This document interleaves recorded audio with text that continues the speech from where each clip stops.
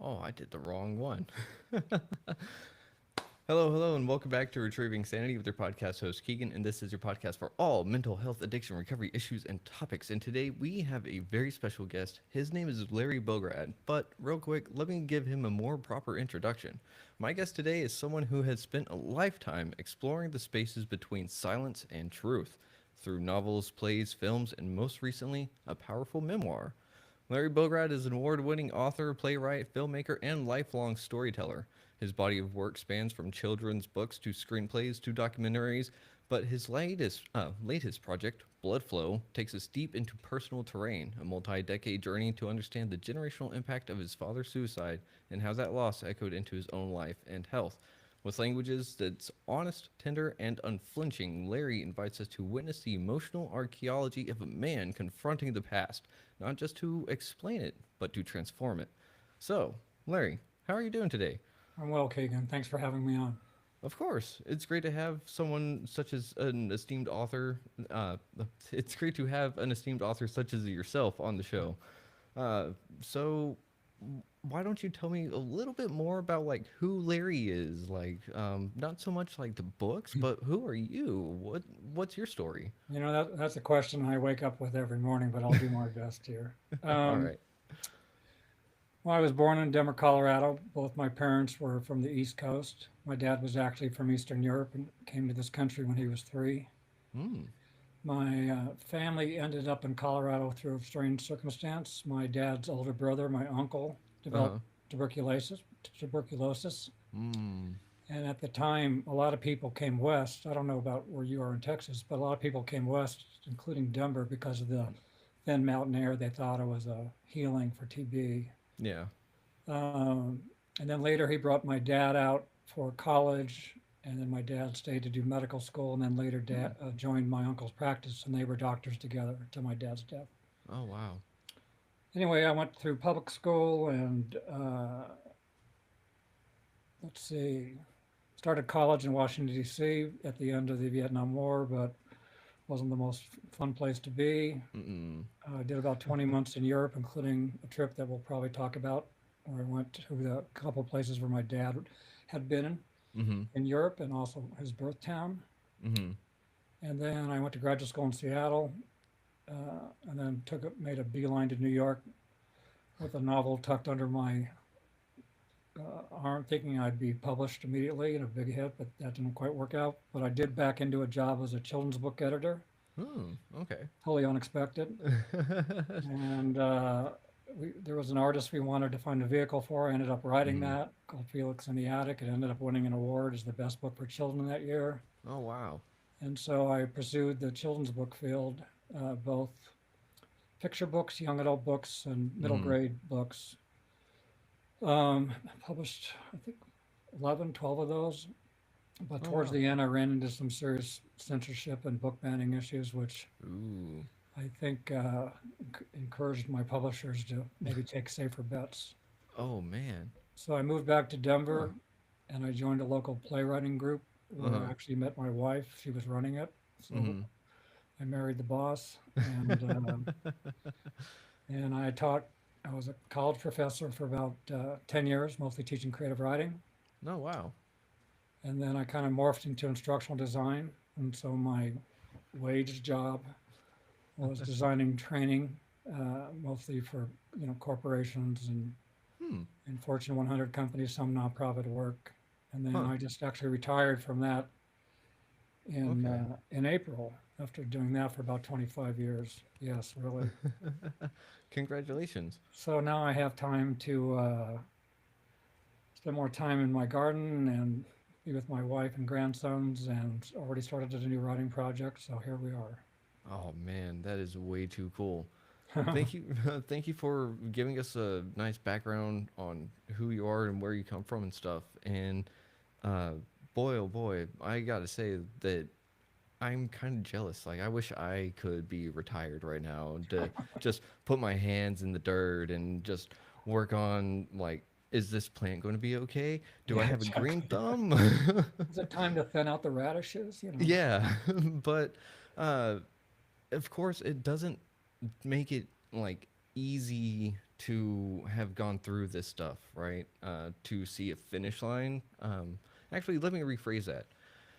While you were going through your career and everything, did you actually see that finish line?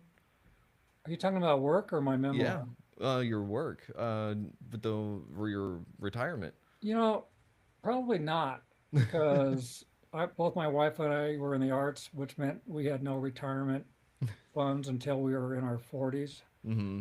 So I kind of got a late start on, on that. And Ah. so, I might have worked a couple more years, but I was working for an organization where there was a lot of change and not a lot Mm-hmm. of creativity. I originally, when I was hired there, they gave me a lot of freedom to be really creative and do a lot of multimedia stuff, Mm-hmm. learning games and all kinds of stuff. Okay. But looking down the road, it didn't seem to be that was going to be in the cards. So it was a good Hmm. time to step back. Interesting. Real quick, you did say you were dealing with censorship and banning on children's books. Can you elaborate on that a little bit? Sure. Because you said, oh, Well, sorry. first of all, you have to appreciate that I'm talking about 30 plus years ago, Mm-hmm. when the atmosphere towards you know, what was Okay. acceptable writing for kids was much more conservative. And also at the Mm. time, there was a lot of self-anointed or elected book uh, reviewers, quote unquote, Oh. who had a lot of clout with. There was actually a really famous one in Texas run by a pretty far-right Christian husband and wife team. Huh. And their influence was such that if they flagged a book as quote, being quote inappropriate, not a library in Texas would buy it, not a school Really? library or not a public library. Wow. So my first book was a fantasy, kind of like Syndax Where the Wild Things Are, Mm-hmm. about a kid. It just starts with, for some reason, they've locked Felix in the attic. Hmm. So it's about this boy who's locked in the attic. We don't really know why, Uh-huh. but he ends up creating a life for himself where he collects rainwater and finds books to read and starts growing plants. And, there's books up there. Yeah. And so by the time they open the door, he's not sure he wants to come down. Well, that book got censored because clearly I was promoting child abuse, locking kids in attics. Mm. And then a Wow. subsequent book was based on an experience I used to have as a kid where my mother would go shopping in a department store. And I was Mm-hmm. probably pretty young, like probably first or second grade. Mm-hmm. And she basically would have a bunch of errands to do. And she basically would just say, well, let's meet back here in an hour. Yeah. And I would have That's had to normal. ask the clerk. But so I would sort of mosey through the store and watch all the televisions lined up and look for Mm-hmm. free samples of food and go to the sporting equipment stuff. So the book was about a little boy who gets lost and is in a panic until he meets a girl who says, "Oh, I do this Mm-hmm. every week," and they have a great time running through the store, trying on hats.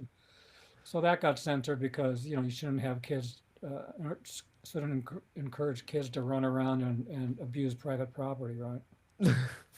Are you serious? That's Yeah, what I'm little very kids serious. do. They don't need a Then book I to tell them that. and then I when I got writing for young adults, I wrote a book about a kind of kid from a dysfunctional life who kind of gets coerced into going on a robbery that turns bad. Mm-hmm. Uh, and it got some really good reviews for kind of exploring lives that typically at that point weren't being explored in young adult fiction. Mm. But Uh-huh. at the same time, there were people that said almost like this is a blueprint on how to end up in jail. And then the one Oh that no. really got me in trouble was called The Better Angel, and it was basically two boys and one young woman, kind of a love triangle in a high school. Oh no. And there was some explicit stuff in there. Uh-huh. I mean, hardly X-rated, but Yeah. Oh man. So that's the one that really probably took care of my writing career.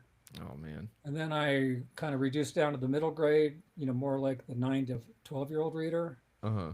But I wrote a book about a girl who lives in poverty and escapes into her imagination. Ooh. That called sounds. Poor Gertie. But here too, people thought it was appropriate for children to be exposed to characters who were poor. Hmm. I mean, What? the stuff now sounds like, are you kidding me? Yeah, But back then it was very damaging, and I used to have Hmm. parents come to my readings and interrupt me and tell me I was a pedophile, all kinds of stuff. And Hmm. That's not good. I went to England and I met with my uh, British literary agent, Hmm. and he said this teenage love triangle book. He said this is the single best book I've ever read about adolescent sexuality. I'll never be able to get it published in England. Whoa. So it was a Really? very different atmosphere. So I had to kind Huh. of reinvent myself as a writer, and I Huh. turned to screenwriting and playwriting, and Oh but I man. kept writing. I kept writing, Yeah. trying and trying again, different books, and I worked on this memoir for probably at least 4 decades. I probably wrote the Hmm. first version of it when I was 19, which was pretty bad. But on the other hand, it allowed me to capture events pretty Yeah. much verbatim because those Mm. memories were only like 5 years old, right? Yeah, yeah. And so at least that book was kind of served as a repository for me to have memories that if I was trying to reclaim at my age today, I'd probably just make shit up. Pardon my language. On that note, whenever you write memoirs, you are cataloging your life. You are cataloging Yeah. every experience that you can essentially remember, right? Well, not So, necessarily every experience. I mean, I think people turn to memoirs for various motives. I mm-hmm. mean, some people turn to memoirs for revenge, like Mommy Dearest. I don't know if you know that book. Yeah. Uh-huh. Uh, a lot of people want to catalog their addiction their Mm-hmm. recovery from addiction, Mm-hmm. or mental illness, Mm-hmm. or war. Uh, some people write memoirs because they're as if their ego's not big enough. They want people to know what a success they are in business, Mm-hmm. things like that. Yeah. Um, I think the better memoirs. I mean, also I wanted to write a literary memoir. I didn't want to Okay. make it journalistic, but Yeah. to me, the better memoirs are ones that really evoke a emotional or psychological response, Oh yeah. and that very much to the point of your podcast, talk about trauma Mm-hmm. and mental issues and how to come out on the other side. Yeah. So. But yeah, it took me. I used to write a version about every decade, and and I never quite got it right. And until I thought this time I finally solved the chronology, which I broke up, kind of like how memory works. Mm-hmm. I can ask you where you're from, and my guess is you might immediately flash on your family of origin, Mm-hmm. or the countryside, Yeah. but like what you did with me. If I would just say, Mm-hmm. Keegan, tell me about yourself, you might bounce. I gave you Oh kind of a yeah. linear version of my career, but Uh-huh. you might just kind of go, Oh, oh, I'd then be all. oh yeah, then this remembers that and triggers that kind of stuff too. So I was trying to do Yeah. a book that was closer to my notion of how memory might function. So. Yeah, that's really awesome. And I think it's one of the first times that I've been able to actually kind of piece together how someone might make a memoir Mm. just for the sheer fact that I know my memory is not good. So if I tried to do that, it would Well, not go over well. also, And my memoir wasn't just strictly my memories. I mean, I ended up mm, interviewing people who knew my dad. uh-huh. I was able to it took some legal wrangling, but I was able to get his Mm, hospitalization records when he had nervous breakdowns. whoa, that's pretty Two of tough. which I had knew nothing about until long after his Mm, death. oh, I interviewed my uncle who I mentioned earlier. Or talked to mm-hmm, my mom about it.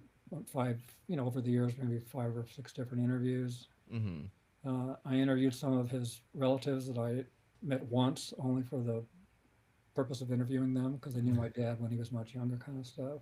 yeah, So I think if you can, you know, I think you'd be surprised if you sat down and also maybe just called on some people who they'd uh-huh. probably help you fill in the blanks.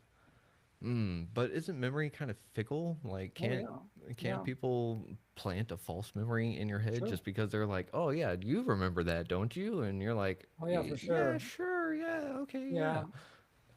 Well, I tried to be scrupulous. I mean, clearly, Well, I there were yeah. some people where I maybe combined a couple relatives, or I didn't really name everybody in the book. Yeah, that's fair. Um, Most of the dialogue was pretty good, but there's also some things that I just kind of took a moment and tried to turn it into dialogue. Oh yeah. So Okay. I think it's pretty hard. I mean, there are people with photographic memory, and mine's not bad, or used to be not bad until I got old. Uh, but Being I'd be surprised if you had somebody who was a good interviewer. I think you might be surprised at what gets conjured up. Well, I mean, that's fair Yeah. because there's definitely moments that I'm sitting here going like, "Do I remember that?" Yeah, eventually I either do or it just there's so much more stuff to remember now, and that's the problem, Yeah. right? And it's like you just kind of got to dig, and it's a lot of the time whenever I'm not looking for that memory, I have a weird memory pop up, and it's like, Of "Oh, course. hey, yeah, I forgot about that. I hope I don't forget it forever now." But So, my guess is, and again, I'm just throwing this out, but uh-huh. given the nature of your podcast, I think there's a story there why you want to talk about these topics, Mhm. Oh yeah. and that alone could be worthy of a memoir in theory. Yeah.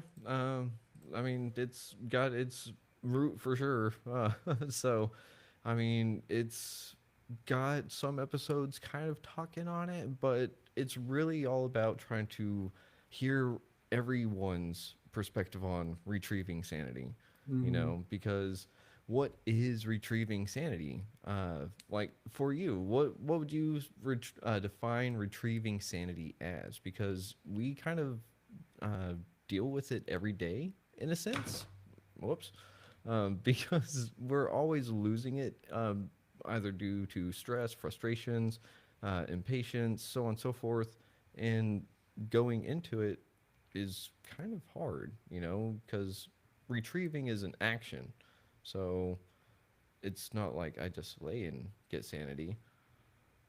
Yeah, So, I mean, I think there's a lot of different ways. I mean, obviously, you can look at things towards meditation. You can look at things mm-hmm, for getting out in nature. You know, mm-hmm, uh, maybe recreational drugs on occasion. Whatever.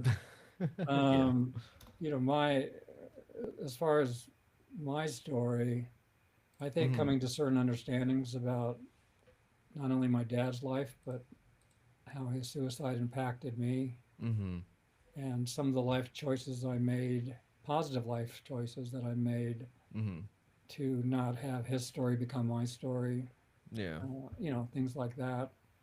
I think there's a lot of self compassion that has to happen because I do mm-hmm, agree with you that there's tons of information and life can be really hard.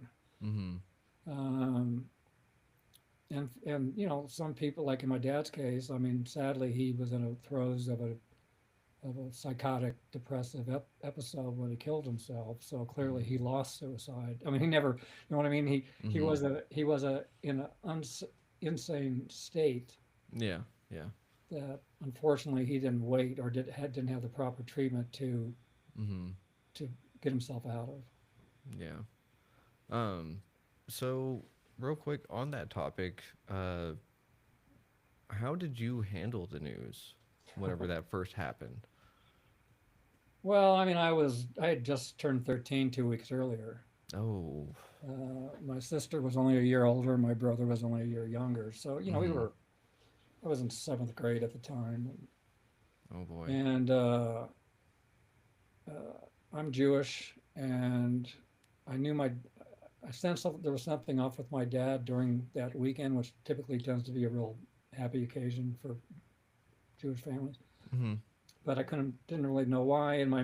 For years, my parents had this excuse that one, he was either working too hard, or hmm, two, he had a bad back.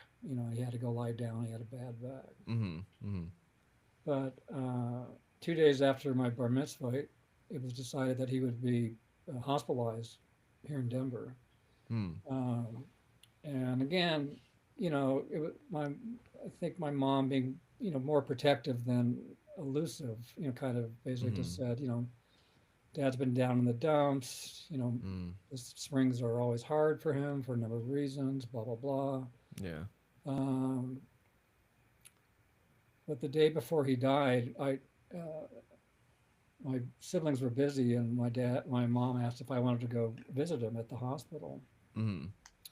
This is an episode from the memoir, but we Oh. walked down the street to a coffee shop and kind of made small talk, and then my mom turned to my dad and said, "Don't you have something you want to tell Larry?"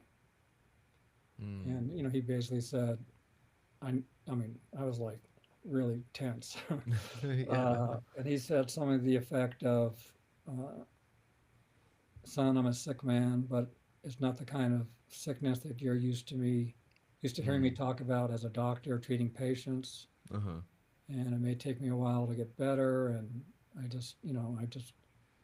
miss you, but I'm not ready to come home, and you know, I hope in my absence you can kind of be not the man of the house, but that's kind of the message I got, that Yeah. you help out mom and take care of, you know, be nice to your brother and sister and things like that." Mm-hmm. And then the next day, on a very ill-advised day pass, he came home and committed suicide. And so there was a couple-hour gap between that. Mm-hmm. My siblings and I were quickly shuttled off to my uncle's house. Mm. We had to wait. We still didn't know what happened. All that my mom had Oh. met us at the door and basically said, "Your father's had a terrible accident."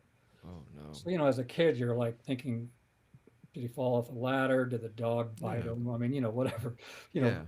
serious, what was there a burglar? I mean, all kinds of crazy Mm-hmm. stuff. So, I mean, I still didn't really piece it together. And then when my mom showed up and took us to the backyard and said, "Your father's dead," I still was mystified. I think my Mm-hmm. sister knew, but I still was mystified. And it wasn't until a couple hours later Mm. when I heard my uncle on the phone to the Denver Post, the local newspaper, Mm-hmm. talking to the journalist who wrote the obituaries. Mm. And he just said, we've been in practice a long time in Denver. You talk to your editor, he knows me. Mm-hmm. All that I'm asking is one favor. Can you keep out of the obituary that my brother committed suicide, my dad?" Mm-hmm. And that's where I finally went, that's how, you know. Oh wow. So, uh, yeah, it was crazy. I mean, it was a horrible weekend, as you can imagine, and I think everyone was shocked because a lot of there were out of town relatives who had come and friends of my dad's who had come in 2 weeks earlier for my bar mitzvah, the celebration, and now we're coming Mm-hmm. back for his funeral. Mm. Um, Yeah. so it was rough. Um, you know, I don't know. Probably less than a year later, my mom made an offer to my siblings and me. Do any of you want to go talk to a therapist? Oh wow. Okay. And I was the only one interested. Oh wow, that's good for you. And so I went to see this really compassionate adolescent Mm-hmm. clinical psychologist who specialized in adolescents. Mm-hmm. And we didn't necessarily talk that much, but we shot hoops and walked around and talked a little Yeah. bit about how things were happening at home. And I do think that was helpful for me in terms of trying to retrieve some balance. I Mm-hmm. mean, what you might call recovery or retrieving sanity to some extent. Yeah. Yeah. And I've been in therapy off and on my adult life, Mm-hmm. sometimes talking about my dad and sometimes talking about my career as a writer and, different things at different times in my life. And I always found that kind of helpful. Yeah. I feel for people who don't have the option or don't have the financial wherewithal or even don't have, are skeptical of therapy and just stay away from it because I think Mm-hmm. in many instances it can really accelerate, Oh yeah. some healing. Yeah. It really can. Um, First of all, my deepest condolences on your father and Oh, well, thank everything you. on that. Of course. Long time ago, but thank you. Well, condolences can be offered at any point, at any time, because the pain, in my experience, is not ever gone. I just learned to grow around it. Yeah, I think Um, that's a good way of putting it. And, I still get depressed around his birthday. yeah. Um, and it starts, there's like maybe, there's a build up, spring goes. Yeah. Um, and I don't necessarily think at my age, I'm 72, I don't necessarily think at my age that I necessarily think about them every day. I do now Hmm. because of the memoir. Yeah, yeah. Uh, but there's any kind of triggering things that can happen. I might see, a middle-aged man cross the street and go, "Dad." I mean, this is Hmm. like Oh decades yeah. later, or, and Hmm. after he died, I used to was convinced I saw him like on a bus Yeah.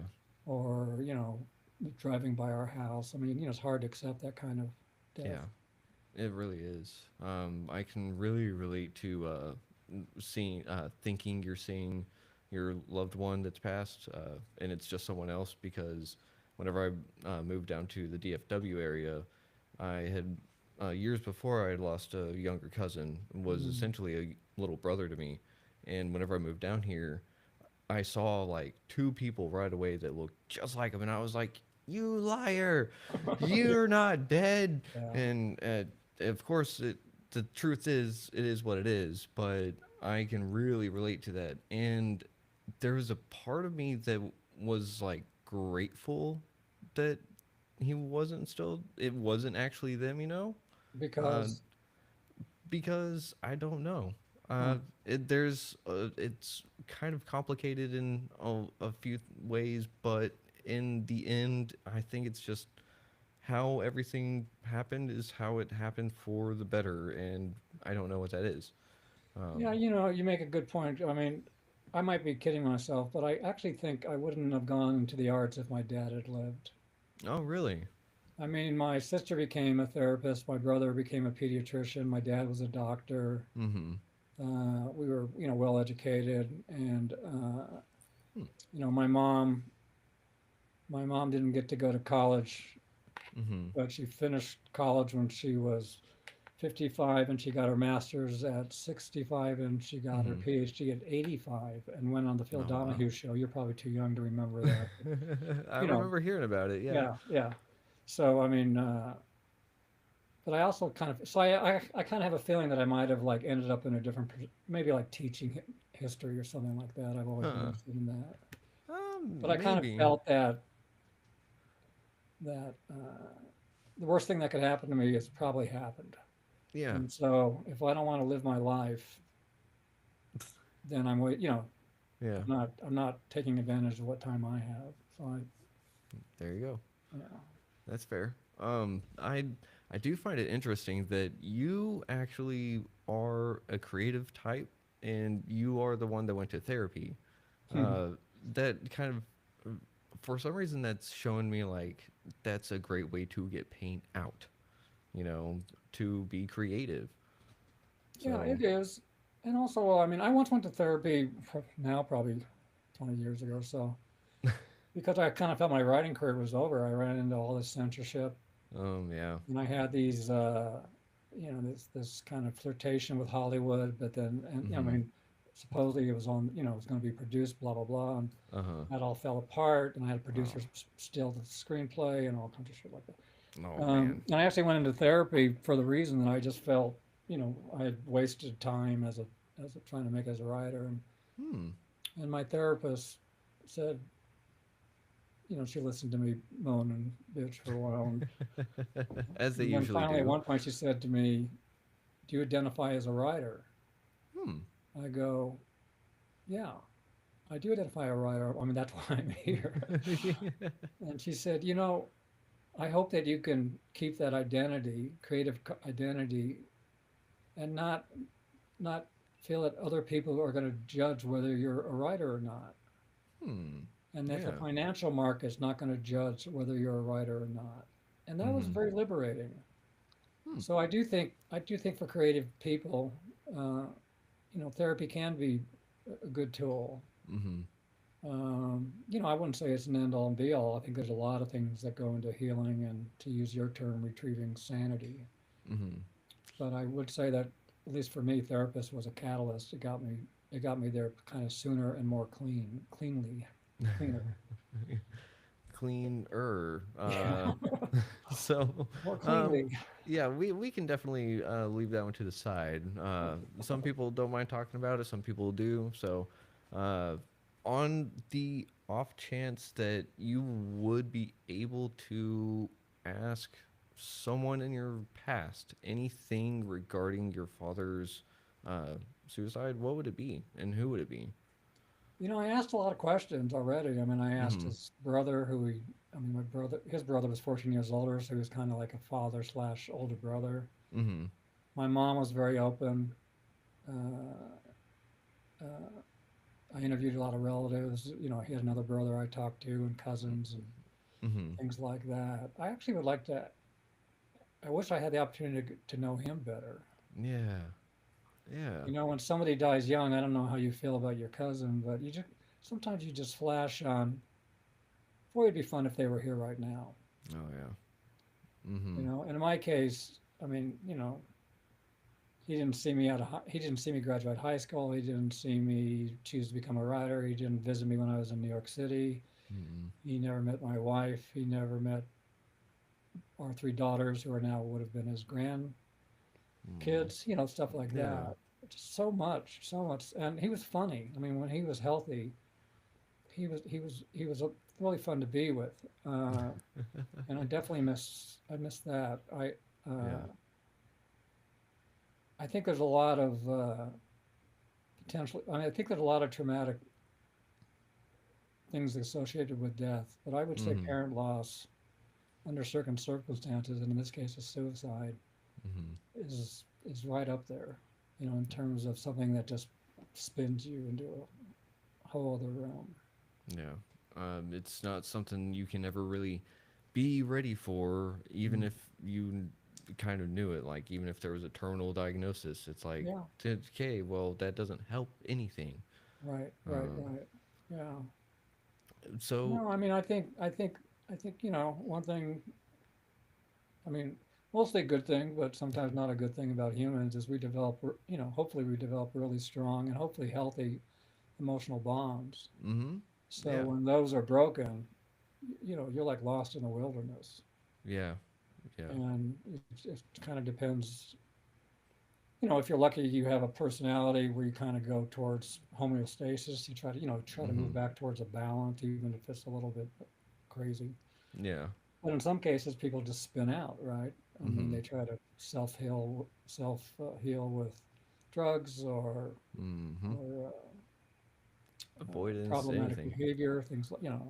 Yeah. So Um, Real quick, you were talking about developing stuff like that, and well, we do develop personalities to help us deal with traumas, or just we develop them as we age because that's just part of being human. hmm And you did also say that we develop those emotional bonds with people, which help build our personalities. So my question to you is you're wondering what your father would be like and everything if he were still around to see your family as it is now. But what personality traits of yourself do you embody that he had? one thing I admired about my dad was he was a doctor and we lived well while he was Mm-hmm. alive, but he was never an elitist. Hmm. He liked getting people's stories. I mean, back in the days where if you went to a gas station, somebody actually came out and checked your oil and put Uh-huh. gas in your car. I Uh-huh. mean, he would always roll down the window and go, "Hey, Chief, how's your day? Hey, what are you going to do when you're done pumping?" I mean, he would get people's stories, which I'm sure Yeah. made him a better doctor too. Oh yeah, for sure. And he was funny. He was self-deprecating, which I think is a big part of that memoir. And also, I think it's important to have if you want to stay sane, is to Mm-hmm. at times, Yeah. laugh at yourself. Not every Um, time. I think he was a very compassionate person, which I Mm-hmm. hopefully am. I mean, I remember as a kid, my mother used to keep the books at the medical practice, and I remember at dinner things got heated because my mother kept saying to my dad, you need to get, you need, to- you need to get these patients to pay. It's not fair that you gave them services and that they haven't paid you yet. And my dad just kind of like said, you know what? They'll pay me when they can pay me. Yes. And if they can't pay me, that's okay too. We have plenty of money. Oh You man. know, so I think that's another thing I really appreciated about my dad was that when, and you also need to understand that his bipolarness, Mm-hmm. which tended to swing more towards depression, Mm-hmm. was not a constant part of our Yeah. lives together. Mm-hmm. I mean, there Yeah. was there were times where he was just a dad. He'd come home and loosen his tie and shoot hoops with my brother and I in the driveway, and Uh-huh. barbecue in the backyard, and take us on road trips and hiking Uh-huh. and things like that. So I think I'm lucky in that I have I have nothing but compassion for people who write memoirs because they were in an abusive situation. Mm-hmm. I don't feel that way at all. I feel I was quite fortunate uh, time to have the time I with him, and I have. Uh, so it would be interesting to maybe get more of more of. I mean, it's way too late now, but it would have might have been interested to get more of impressions for people about him that he grew up with. Mm. Okay. He kind of the gang he ran with, Mm-hmm. during the late depression, things like that. Yeah. That would have been really interesting. But you have a you you have an amazing father, because hearing him do that with his patients and stuff is just amazing. Like that is the kind of doctor that we as a populace deserve, because I'm in that realm of like, hey, I didn't choose to get hurt, so I don't really Right. like I can't pay to heal a broken femur, so it's like I didn't ask for a whole bunch of drywall to fall on me, but they're still like, hey, you got to pay like a whole bunch of money, and I'm like, yeah, nah, but hospitals don't like that, so Right. but it sounds like he was able to really give the best of himself to you. Uh, Yeah, you know? that's a very loving way of putting it. I agree with you. Yeah. I think he did the best he could. I years after he died, I was able to get his records from his last hospitalization, and I was probably Mhm. in my late 20s, and they provided me a shrink to go through these records. They wouldn't give me the Mhm. records, but they said we'll have a doctor walk you through it. Yeah. And at the end of it, and also it's fairly clear that my dad had some organic thing happening too. Like Hmm. he had a weird EEG the morning they sent him home, Mhm. and in earlier hospitalization, there was reference to a possible brain tumor and stuff like that. So there Oh might have wow. been some organic cause behind his Mhm. his mood, depression, Mhm. things like that. Yeah. But my this this very wonderful guy. I only met him once to go through these records, but at Mm. the end he said, you know, I I think your dad. He said, when I read all these records, I'm kind of amazed your dad lived as long as he did Really? for all the trauma and burden that he was carrying, and Huh. uh, and I hope you accept that he did the best my guess is he did the best he could when as he Mhm. could, and I think that's true. I've heard that from other people that people do the best they can. Yeah.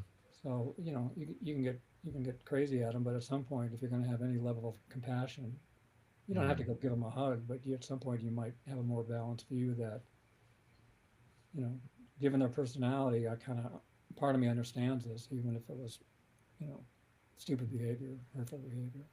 Yeah. And I've got to say that I'm glad that he was able to be around for you as long as he was, because I mean those earlier years are even more formative, Hmm. and I mean that would have really flipped everything around even 10 times harder, if not worse, for you, right? If I was And younger, yeah. oh, Mhm. I think so. I think you're absolutely right. I've always been interested in science, and even as a Mhm. kid, my dad would bring home these kind of home chemistry kits, or these toy microscopes that had like Mm-hmm. three prepared slides in it, like the wing of a butterfly, or a piece of fern or something. Uh-huh. Um, and so and he shared what he knew in Mm-hmm. terms of like things like science, and we talked politics in our house. I mean, he was a very engaged dad, I thought, Yeah. as was my mom, uh, as a parent. So I feel very fortunate about that. Yeah. That's awesome. And whenever let's see. And being 13 was the beginning of being a teenager, you know? So you were literally thrown into a really crappy position really early on into teenage years. And so you didn't have a semi solid rock to kind of chip away. It's kind of like someone blew it up for you and you had to go and glue the pieces back together and then maybe take them apart because they didn't fit right. So, how did you handle yourself uh, into growing up? Does that make sense? Like, how did you didn't have him to kind of guide you into manhood. So, uh, I mean, it's different for everyone, right? What happened on your end, in your head? Well, it's always interesting because I remember when I first went back to school, seventh grade, after my Mm, dad died, nobody would look me in the eye. I mean, really? people would like just pass me, even people that I thought were like, friends, school Mm-hmm. friends. Yeah. And it took me a long time to. I talked to somebody later about it, and and I kind of had a feeling like suddenly I was like a leper, like an emotional leper. Nobody wanted to get too Mm. close to me. But then years later, I talked to somebody, Mm. and I kind of ran this memory by them, and they just said, none of us knew what to say. Mm. Yeah. We were so afraid of saying the wrong thing that we didn't say anything. Which I guess when you're in middle school, that's probably pretty typical. Things like Mm. that. Yeah. I guess part of me is fortunate in that I was a very self-reliant kid. I wasn't a jock, Mm-hmm. so I spent a lot of time alone, and I learned to make the best of time alone. I didn't necessarily feel sorry for myself, and Mm-hmm. um, so I think that's kind of one reason I was able to keep that self-reliance Mm-hmm. evolving as I got older. Yeah. Um, I had older relatives that I think, did what they could, and friends of my parents kind of checked in on me and things like that. Yeah. Um, and I think my mom was a very active parent. I mean, she was probably the more active parent anyway, even Mm-hmm. when my dad was alive. And I Mm. think she, you know, I mean, one of her main motivations was keeping the remaining family together Mm. Mm-hmm. and healthy. Yeah. So I think having that family unit not just disintegrate because of this trauma was a big advantage to me to kind of evolve naturally into manhood as naturally as any of us can evolve into manhood. That kind of thing. I had good friends. Mm-hmm. I developed a circle of male friends that some of whom I'm still in touch with all these years later. Mm-hmm. So I think even exploring some of that manhood stuff with peers was a good way to get a grasp on things too. Yeah. For sure. That's awesome. Um, but here's a weird question. I don't know necessarily where it came from or if it'll make sense, but do you feel like you have left a part of yourself back whenever you first got that news? Oh Do you, yeah, oh yeah. yeah.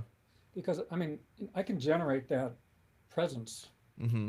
Yeah. in a millisecond. Mm-hmm. Oh. Hmm. I can go back to that hot, very hot late May Mm-hmm. afternoon in my Yeah. uncle's backyard Mm-hmm. with my mom on her knees, trying to Mm. pull up my siblings and me close to her and giving us this news. Mm-hmm. And so a lot of that stuff's very, very vibrant Mm. and remains vibrant.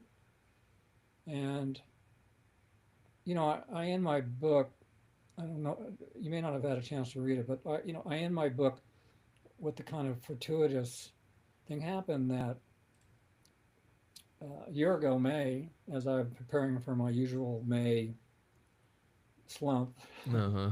sad memories, Mm-hmm. our last grandson was born on the day my dad died. Whoa. And Oh. I kind of took that as a sign, like this is life. I mean, Yeah. going forward, I'll remember this day for my grandson's birthday, Uh-huh. much more than I want to fixate on this day as yet another year without my dad. Mm-hmm. So, Yeah. Um, Here's a really weird question along those lines. Have you ever heard of the people that say that they had their family reincarnate into the new generation in their family? yeah, I've heard it. Uh, I've heard it. I I mean, but on we the had a, same we day, had a that would really have we been. had a really Ooh. lovable mutt, and I used to half kid to my wife saying, "I think his name was Otis." I Uh-huh. said, "I think Otis has a bit of my dad in him." He probably did. And my wife would just kind of look at me like, "Okay," like. But Uh, but no, yeah, I mean, I'm a big believer in genetics and things that mhm. are both things that that one obviously inherits and stuff that like that. I never really used to it's probably at some point in my life I thought personalities are kind of self-made, and now I look back and I go like what you asked me earlier. Uh-huh. Now I look back and I go, okay, definitely my dad, definitely my mom. I mean, that kind of stuff. Yeah. And I see that in my daughters, and Mhm. I don't necessarily see it in my grandsons because they're young. Mhm. Uh, but I definitely can look at a couple of them and just go, wow, that's kind of what I look like. I mean, I'm actually looking at my bulletin board and I have a picture of myself about 4 years old. Huh. And then when I look at particularly one of my grandsons, I just kind of go like, oh, that's little Larry. Poor, poor kid. Hope he doesn't turn bald, So, Oh man. I was actually looking at your website before we started recording and everything, just so I could get some more context on a yeah. couple of things. And I did see the photo gallery, and there were a couple of those where I was like, "Is that him or is his dad?" Yeah. So, that is amazing. That I mean, to have a date of birth and just to have two of those Life events. momentous, Yeah. yeah, Major life events. Yeah. yeah, big life events. Thank you. I was like, momentous is like a joyous usually, and that is not necessarily joyous. Right. But to have those two being shared is Yeah. just really powerful. I think I the mean, universe was trying to you'd have to be send an you a idiot message. not to you'd have to be an idiot not to love that reframing Yeah. I of mean, the young life coming into being mm-hmm. on a day that historically was mourning one that was taken away. Mm-hmm. And it just has so much personal meaning too that it was like if there was ever a message for you, I think that that was it. Oh, I You know. agree. No, I thought it was very powerful. I actually end my memoir with that moment. Oh wow. Okay, cool. So real quick, where can people find your memoir? Well, if they go to I don't know if you're going to have it in your show notes, but they just go to my name, LarryBograd.com. Mm-hmm. They'll get information about the book. They can order it there, or they can go to their, it's on all the all the online bookstores, and Mm-hmm. hopefully you can get it ordered if you want to support. Thank you very much. If you want to Yes. support a independent bookstore, Mm-hmm. but you can also order it from the website. There's a couple choices there that you can do it. All Uh, right. So Amazon, Barnes and Noble, and Graham Spark, Bookshop.org, and Goodreads. Goodreads is Or not where you order books, but it's where readers okay. recommend books and leave reviews and things like that. There you go. So anyone out there that's going to read the book, make sure to leave a review, please. Yes. Um, So, real quick, we are getting close to time, but I know we have not covered nearly as much as we would like to because you wrote a memoir that lasted, well, not necessarily lasted, you've revised it several times. Mm, So there's no way we can get all of that into an episode here. sure. So, would you like to be back on the show sometime in the future? That'll be fun. No, I really Awesome. enjoyed talking to you, and I like the tone of the conversation. So sure, Of course. just reach out. I don't have a very busy social calendar anymore, so All right. I am a little bit jealous of that one. That is definitely something I am not like it's looking forward to. I wake up every morning and just like, how many notifications? I don't know. how many recordings do you do a week? It really depends. I'm trying to keep it to 3 or 4 maximum. Yeah, it's a lot still.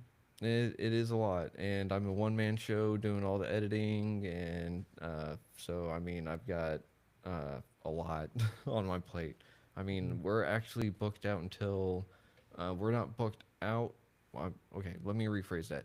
I have bookings open from now until indefinitely, but I have bookings up until December as well. well, yeah, Yeah. So, you getting in is perfect timing because we can, I'll yeah, put we in can. there. Well, and that's the thing is that whenever I have a guest on, it's kind of easier to get them on again, even if it takes a few weeks or whatever. But it's like, hey, we got you. Here you are, and let's get more of your story. And that's the thing too is that we, I like to keep it really candid here because it's just part of being human. Like, if you watch too much edited stuff, it's like, oh yeah, that is not good. Like, Right. yeah. Right. So, and we really just get to see the person for who they are, you know? Because if I try to keep it scripted to the point to where it's like, all right, it's been 5 minutes, answer, hurry up. All right, next question. All right, Yeah, yep. right. Yeah, that's not Yeah, I've had fun. some podcasts where they asked me to write answer some questions, and that was the podcast. Yeah, yeah, Um, yeah. they would pose the same question. I would give the same answer, but it would be verbal. So Hmm. there wasn't much spontaneity. Let's just say. No, I like to keep everyone on their feet. And with that being said, we Oh, here we go. have, with that said, Larry, reading through your work. Sorry, hang on. There we go. Sorry, I. There we go. All right. Having spoken to you now, and getting a better idea of who you are and what all you've been through, I'd like to invite you into something we call the Healing Hot Seat. It's a rapid fire round, no editing, no overthinking, just gut level honesty. Are you ready? Yes. All right, let's go. Number one, what's one belief about yourself that you had to rewrite during your healing journey? Hmm. Wish I could be more lightning about it. I think actually I think I had to rewrite my capacity to mourn. Ooh. I think I used to be a bit more like, oh, I can handle this, or I'm just putting a story together. Mm, But I think writing the memoir opened up a lot of emotional stuff that might not have been opened otherwise. that's a really thoughtful one. I like that. Thank you. Number two, which decade of your life surprised you the most and why? Wow. Well, I'd say my 30s was the most uh, eventful. I was still writing, being a writer in New York City. Hmm. I left during the AIDS epidemic, moved back to Denver, met my wife. We had 3 young daughters, and I was, I changed from being a college professor to being a training design developer. Mm-hmm. So I'd say, we took some good trips. We went overseas with our daughters and things like that. So I would say that's definitely one of the more nostalgic decades. Sweet. I love that, and it gives me a little bit of hope because I'm in my 30s. There you So, go. number three, if your healing had a soundtrack, what song would definitely be on it? Well, there's an Emmylou Harris song called, I think it's called Concerto in D minor. It's very mournful, but it's also very life fulfilling. Hmm. Okay. Um, it's probably about a 20-year-old song now. So I would say, I always kind of think about that song sometimes when I'm in a certain mood. Okay. Sweet. I love that. Thank you very much for that one as well. And number four, what's a story from your life that changed meaning after you it revisited it as an adult? Sorry, I can't say that word very well. Revisited. Uh-huh. Um, I think there was a story I had for a little while that my dad was, that I didn't really know him, Hmm. and that he was much more sick than I thought as a kid. Hmm. And I was able to kind of, in doing all this investigation and such, I was able to kind of realize that he had this cyclical sanity, if you will. Mm. Um, and I also was to not obsess so much about his illnesses, but as we talked about earlier, just Hmm. think about what a wonderful guy he was. So Yeah. Okay. Sweet. Um, that's a really good one too, because I think that that one maybe never really closes all the way, right? right. All right. So, number five, what part of your father's story felt most mysterious or misunderstood until recently? Well, I think part of my answer is how much the understanding of mental illness and the treatment of it Mm-hmm. has changed. Mm. I mean, you read I read the earlier hospitalizations, and they're saying, if he doesn't get better, we should consider a frontal lobotomy. Whoa. But we're talking about the late 1940s, 1950s. Ooh, still. Or I know they had a fair amount of electric shock treatment, and I'm sure the dosage was like closer to Frankenstein than what they use Mm-hmm. today. Yeah. So I think my understanding of I mean, it's good. I don't think we're there yet, obviously, but I Yeah. do think the awareness, the acceptance, and progressively better treatment of mental illness has been an awakening for me. Happy one. That's good. Sweet. All right. Um, number six, what's one healing tool or practice you thought was a little woo woo until you tried it and it worked? Huh. I don't know if I've ever been very woo woo in that way. I mean, therapy is woo woo to some people. Is it? Yeah. Okay. Um, yeah, I think a lot of people go into therapy, and part of them don't want it to work, or they want Mm. to or they want to befriend their therapist, or want to make sure they're entertaining the therapist and not really Mm-hmm. doing the work, the woo Mm. woo work. Um, so, so yeah, I think my attitude towards therapy has softened a lot over time, and Okay. I know how to use it more as a tool now rather than just somebody to vent, Mm. talk to and stuff. That's a good one. And I think we could explore that a little bit on the next episode. Okay, But let's see. Number seven. Who's one person, living or gone, you wish could read your memoir? my dad. Yeah. Yeah. That'd be awesome. That'd be way too cool. So. I think he'd probably say, "Not got that wrong," but that's okay with me.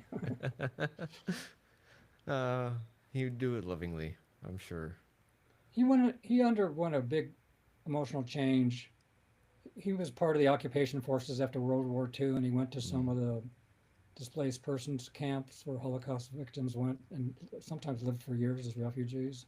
Mm. And then when he came home, he had his first nervous breakdown. Oh And yeah. so I would really want to talk to him more about what happened, because Yeah. everyone just kind of speculates like he left a happy-go-lucky guy and he came home and had a nervous breakdown. So Yeah. Yeah. And I'm sure he was an amazing guy before that, and he was during it too, and yeah, obviously after as well. So it sucks that life just does that to people. So, agreed. but number 8, if your inner critic had a name, what would it be?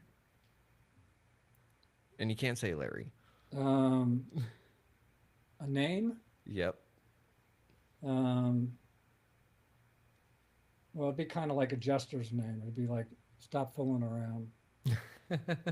It'd be a phrase, a catchphrase. Yeah, catchphrase like that. All right. I love that. And number 9, what's a phrase or quote you come back to when life gets overwhelming? Hmm. And you can make it up if you can, if you want. I don't know. We live in the foothills of the Rocky Mountains. We live in Mm-hmm. Southwest Denver, Uh-huh. and we live on a hill. Mm-hmm. And every morning I go out and I just look at the view, and I just go, "This is another great day to be alive." Mm. Sometimes it doesn't turn out to be a great day that day, but at least that's always a lift to me. Is just have that view and just realize how fortunate I am and how extraordinary nature is. I wish we took much much better care of it. Things like Yeah. that. Yeah, me too. And I love that because it's kind of saying this moment is great to be Yeah. alive. So I think that's what really counts. My wife used to say to our girls when like be in the moment. Mm-hmm. Yeah. Like don't worry about this, don't worry about that. Just be in the moment. So Yeah. yeah. Oh, it's hard to do too. Let Yep. me tell you. Yep. And lastly, for number 10, what legacy do you hope your storytelling leaves behind? Well, I hope it's not just one thing. I hope it's that people find it well written. I Mm-hmm. hope, a lot of people have commented on how I've been able to use a lot of humor in what would by default seem to be a really depressing story. Mm-hmm. I think I've also been complimented that I kind of like tackled these issues head on. I didn't get sentimental. And I didn't, I'm a little wary of memoirs that are kind of like, here's the story of my victimhood. Mm-hmm. So people have been very complimentary that I was able to kind of keep focused on the story and getting get and weaving it with my own life and stuff like that. Yeah. So I mean, I'd like people to kind of remember me as a gentle, compassionate, funny, sometimes ridiculous person. That'd be okay with me. That sounds like an awesome legacy to have be left behind. Did I say that right? I think so. Yeah. Um, so, thank you very much, Larry, for taking participation in today's hot healing seat.